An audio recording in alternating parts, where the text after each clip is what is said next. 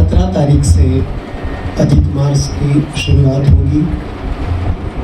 15 जून तक यह समय अवधि रहेगी। इस अधिक मास की महत्ता चातुर्मासों से भी ज्यादा अनेक करोड़ों गौ माताओं के दान से भी अधिक कही गई। आखिर ब्रह्मांड का दान कहा गया। इन दिनों में श्रीमद् भागवत महापुराण का पठन करें, श्री रामायण जी का पठन करें, भक्तमाल की कथा पढ़ें। भक्तमाल बड़ा पवित्र ग्रंथ है। भक्तमाल की कथा श्रवण करें। मोबाइल पे मिले तो मोबाइल पे दिन भर रात दिन चलते चलते घर में मंत्र जाप का मशीन कुछ तो शब्द कान में पड़ेंगे। परसों 17 तारीख से अधिक मास की शुरुआत होगी। 15 जून तक यह समय अवधि रहेगी। हमारे सनातन धर्म में बहुत महत्ता कही गई है इस माह की। कई जगह पे इसका वर्णन मलमास नाम से है, कई जगह पे पुरुषोत्तम मास, कई जगह पे अधिक मास। जब ये वैसे ये माह हर 3 वर्ष के बाद आता है, चौथे वर्ष। इस माह की उत्पत्ति होने के बाद इसके अंदर कोई शुभ कार्य नहीं हो सकता। मांगलिक कार्य इस अधिक मास में नहीं किए जा सकते। पहले इसका नाम था मलमास।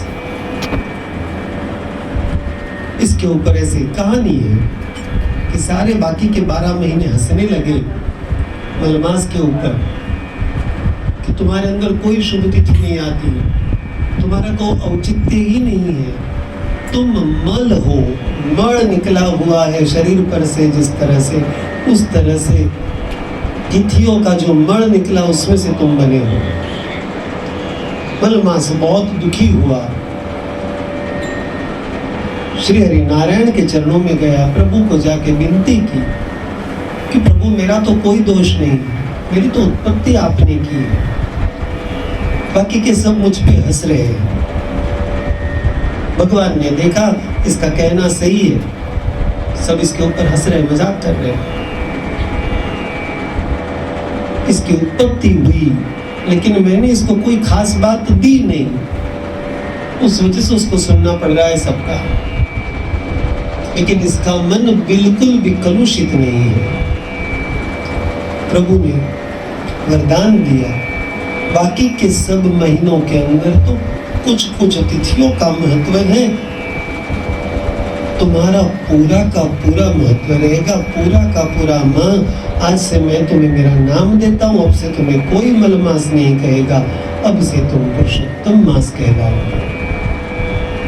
तो ऐसा ये महीना जो 17 तारीख से शुरू हो रहा है, शिव जी भी पार्वती को कहते हैं, श्री हरि विष्णु ने भी गरुड़ जी को उपदेश दिया है। श्रीमद् भागवत पूरा होने के बाद शुकदेव जी भी जब परीक्षित को पूरा भागवत सुनाने के बाद वहां से निकल पड़े, 84,000 ऋषियों ने भी शुकदेव जी को इसी अधिक मास पुरुषोत्तम मास के बारे में प्रश्न किया है। उन्होंने भी बताया है, ब्रह्म वैवर्त पुराण में भी इसका वर्णन आता है। बड़ा ही पुण्यकारी समय है। इस अधिक मास में, इस पुरुषोत्तम मास में प्रातः जल्दी उठकर, हो सके तो वैसे भी हमारे सनातन धर्म में एक परंपरा है कि सूर्योदय से पहले नहा लेना चाहिए। शौच की क्रिया निपटने के बाद सबसे पहला काम होना चाहिए स्नान। दूसरी कोई क्रिया होनी नहीं चाहिए। सूर्योदय के पहले पेट साफ करने का और स्नान करने का सर्वाधिक महत्व इसका कहा गया। बाद में फिर पूजा पाठ, सूर्य नारायण को जल चढ़ाना, ये सबकी महत्ता बहुत गजब की है।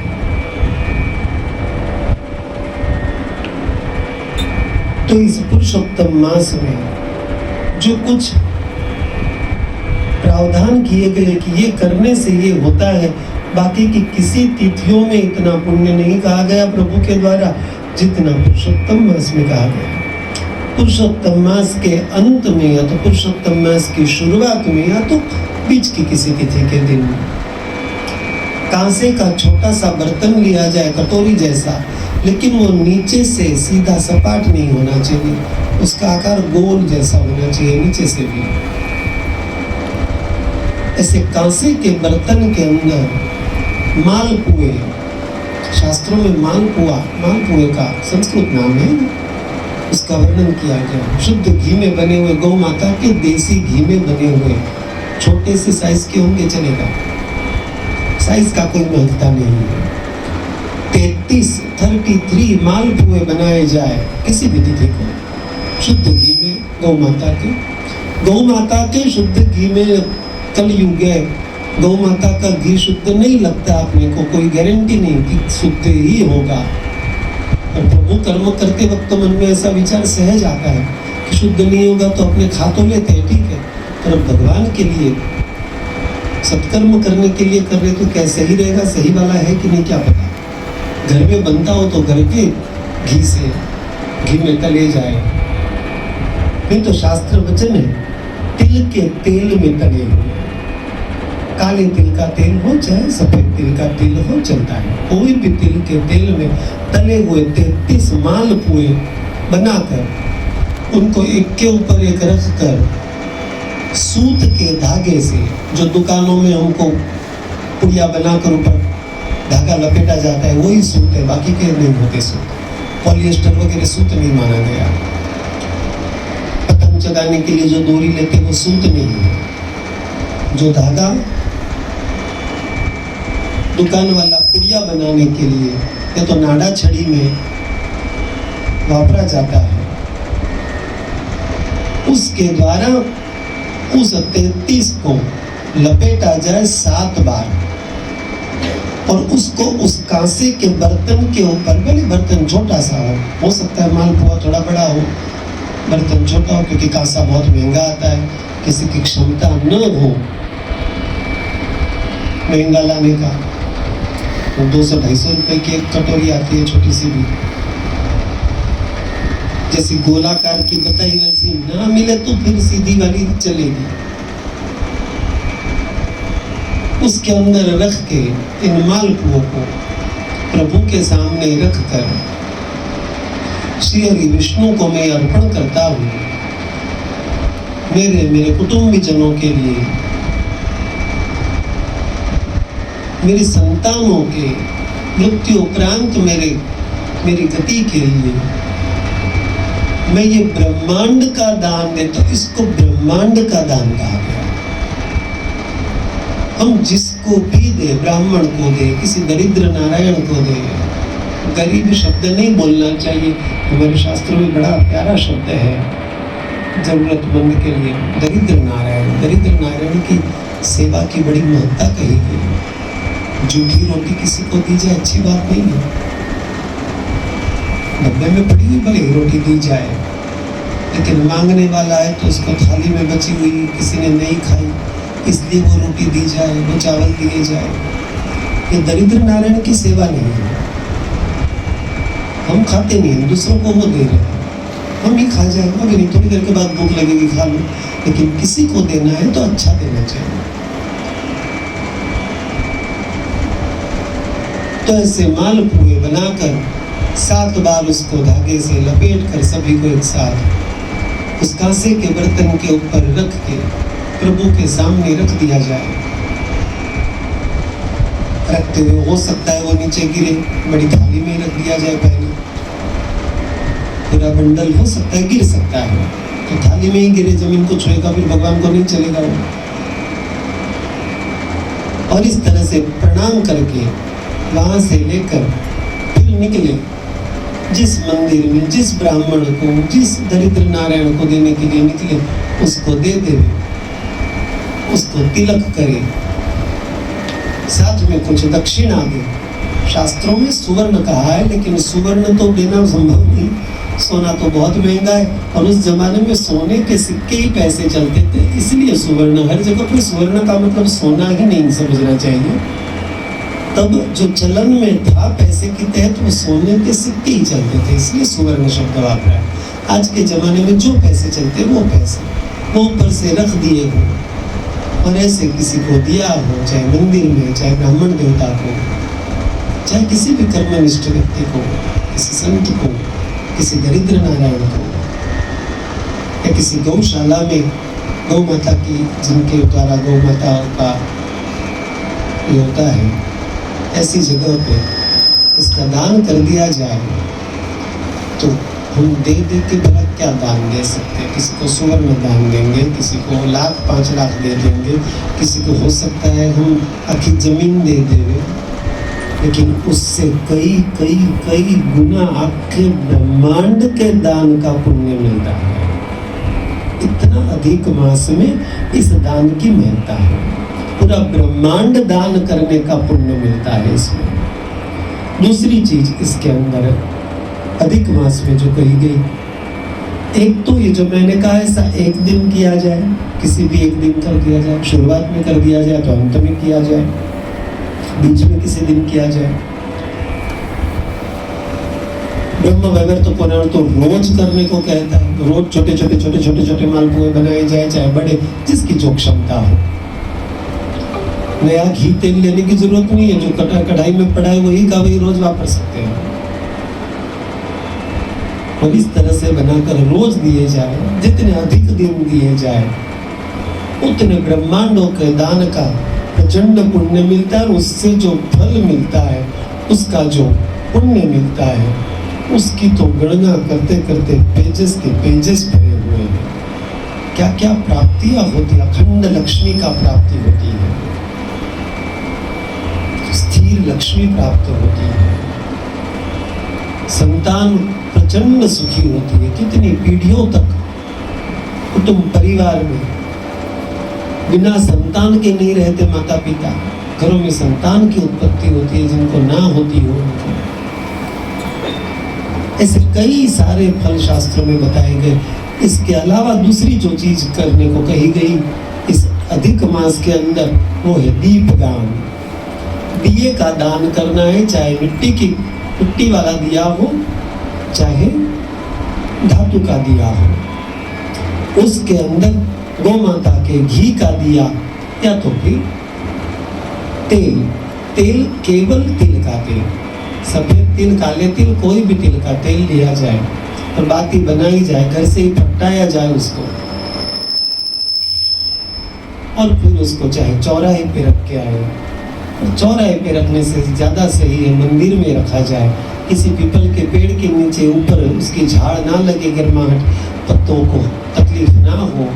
पेड़ को ऊपर हाथ रख के देखना चाहिए, दिया नीचे रखने के बाद, ये हमेशा देखना चाहिए। कभी भी लोग तुलसी माता को दिया जलाते हैं, पीपल के पास दिया जलाते हैं, सोचते नहीं है उस पेड़ को कितनी तकलीफ होती है। बड़ी बड़ी बाती बना के भपक भपक आग जलती है, ऊपर के पत्ते बेचारे तिल मिला के हिलते हैं इस गर्मी से। थोड़ा दूर रखना चाहिए, ज्योत थोड़ी छोटी रखनी चाहिए। पीपल देवता के वहाँ रखकर 5-7 जो भी हो, प्रदक्षिणा ओम नमो भगवते वासुदेवाय की बोलते हुए मैं श्री हरि नारायण को ये दीप दान कर रहा हूँ, ये करते हुए व्यक्ति घर पे वापिस आ जाए। एक दिन करे, रोज करे, मिट्टी के दिए की कीमत ही क्या है। अखंड दीप का भी बहुत महत्ता है। अपने घर में कहीं अखंड दीप या किसी मंदिर में अखंड दीप जला दे, तिल के तेल का, चाहे गौ माता के घी का, बहुत गजब का पुण्य कहा गया शास्त्रों में। प्रचंड वर्णन है इससे उपार्जित पुण्य का, उससे मिलने वाले फल का। शास्त्रों का पठन करना चाहिए। गुजरात में तो औखा हरण पढ़ने की परंपरा है। औखा हरण की कहानी पढ़ी जाती है इन दिनों में। कोई भी शास्त्र पढ़ना चाहिए इतने दिनों में। एक चातुर्मास और एक दूसरा अधिक मास। इस अधिक मास की महत्ता चातुर्मासों से भी ज्यादा, अनेक करोड़ों गौ माताओं के दान से भी अधिक कही गई। आखिर ब्रह्मांड का दान कहा गया। इन दिनों में श्रीमद् भागवत महापुराण का पठन करें, श्री रामायण जी का पठन करें, भक्तमाल की कथा पढ़े। भक्तमाल बड़ा पवित्र ग्रंथ है, भक्तमाल की कथा श्रवण करें। मोबाइल पे मिले तो मोबाइल पे दिन भर रात दिन चलते चलते घर में मंत्र जाप का मशीन, कुछ तो शब्द कान में पड़ेंगे। इतना अच्छा अवसर गवाया न जाए, बड़ा पवित्र मौका है। अनेकों अनेक जन्म के जो हमारे कर्म है, उसमें से जो संचित कर्म, जो संचित हो चुके हैं कर्म, और जो क्रियमाण कर्म है जो अभी किए हैं, इन दोनों का सहज में नाश कर देती है ये छोटी सी क्रियाएं। दिए भी रोज जलाए जाए, क्या हर्ज है? दान करने का मतलब ऐसा नहीं कि किसी को दान करे तो अच्छी बात है, लेकिन रोज रोज हम किसी को मेटल का दिया कहाँ दान करने जाएंगे? रोज रोज हम किसी को मिट्टी का दिया कैसे दान करेंगे? लेकिन रोज हम मिट्टी का दिया वहां रख के आए, प्रज्वलित करे रात के समय पे, प्रणाम करके 7 प्रदक्षिणा ओम नमो भगवते वासुदेवाय की, चाहे तुलसी माता को लगाए, चाहे पीपल देवता को लगाए, चौराहे पे लगा सकते, किसी मंदिर के बाहर लगा सकते, अपने घर के भगवान को भी लगा सकते। रोज जो दिया लगता है उसके अलावा एक एक्स्ट्रा दिया इस अधिक मास के नाम से, भगवान श्री हरि नारायण पुरुषोत्तम भगवान के नाम से, बड़ा ही पावन, बहुत ही गजब का ये प्रयोग है। शास्त्रों में इसका वर्णन है। ऐसा पवित्र ये मास, इसमें इस तरह के सत्संग करने चाहिए, करवाने चाहिए, उसका आयोजन करना चाहिए। अनेकों तीर्थ यात्राओं का फल मिलता है इससे, तीर्थ यात्रा करनी चाहिए, हरि नाम संकीर्तनों का आयोजन करना चाहिए। आयोजन ना कर सके तो खुद ही चलते फिरते लगातार स्तोत्र पाठ करें, मंदिरों में जाए, तीर्थ यात्राओं पे जाए, किसी को भोजन कराए, अन्नदान का बहुत बहुत पुण्य फल कहा गया है। तो वैसे भी 12 मास कहा गया है किसी को भी अन्नदान करना, लेकिन अधिक मास में सब अधिक हो जाता है।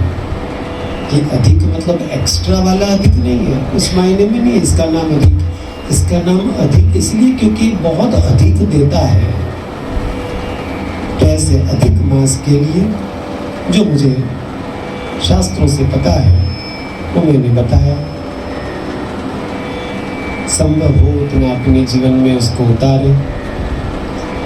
3 साल बाद किसने देखा, अगला अधिक मास हम देखेंगे कि नहीं किसको मालूम। एक पल की, एक क्षण की इस जीवन की गारंटी नहीं है, अगले अधिक मास तक हम होंगे नहीं होंगे किसने देखा। लेकिन पुण्य का भाता जितना बांध लिया जाए, बांध लेना चाहिए, ताकि परमात्मा के दरबार में जब जाए तो मैं देख के उस स्वामी को, इस विश्व के स्वामी को आनंद हो, किसको मैंने जन्म देकर भेजा तो था मेरे बगीचे में, लेकिन इसने बगीचे में कुछ उजाड़ा नहीं, कुछ अच्छा ही करके आया है। तो ऐसे अधिक मास की महिमा बतानी आवश्यक थी, इसलिए मैंने बता दी। 2 दिन के पश्चात 17 तारीख से शुरू होगा, 15 जून तक रहेगा। सभी को इस अधिक मास की खूब खूब शुभेच्छा, मनपूर्वक संत होने के नाते आशीर्वाद, खूब प्रभु भक्ति हो, ईश्वर भक्ति प्राप्त हो, सत्कर्म हो, खूब पुण्य मिले, खूब ब्रह्मांडों का दान कर सको, ऐसी शुभेच्छा से यहाँ पे अपने सत्संग कार्यक्रम की पूर्णाहुति करेंगे। नमस्कार। पूज्य महाराज जी की जो चैनल है कृष्ण प्रियदास जी महाराज, बीच में कोई स्पेस नहीं है, कृष्ण प्रियदास जी साथ में और फिर स्पेस करके महाराज, ये वाली जो चैनल है वो सभी प्लेटफॉर्म पे अवेलेबल है। फेसबुक हो गया, ट्विटर हो गया, इंस्टाग्राम हो गया, यही नाम से अवेलेबल है। पूज्य महाराज जी हमको आध्यात्म से रिलेटेड, आयुर्वेद से रिलेटेड, तिथि विशेष जो भी ज्ञान देते रहते हैं, कौन से तिथि में कौन सा पुण्य है, कौन से कर्म करने चाहिए इस समय, ये सारे जो भी ज्ञान हमको देते रहते हैं, उसका वीडियो हम बना के इस प्लेटफॉर्म पर शेयर करेंगे। आप भी अपनी पहचान वालों को इसका लाभ मिले, उस हेतु से सभी को शेयर करें, खूब प्रभु भक्ति करें, लाइक करें, इसको शेयर करें और सब्सक्राइब करें, और खूब प्रभु भक्ति करें, गौ सेवा करें।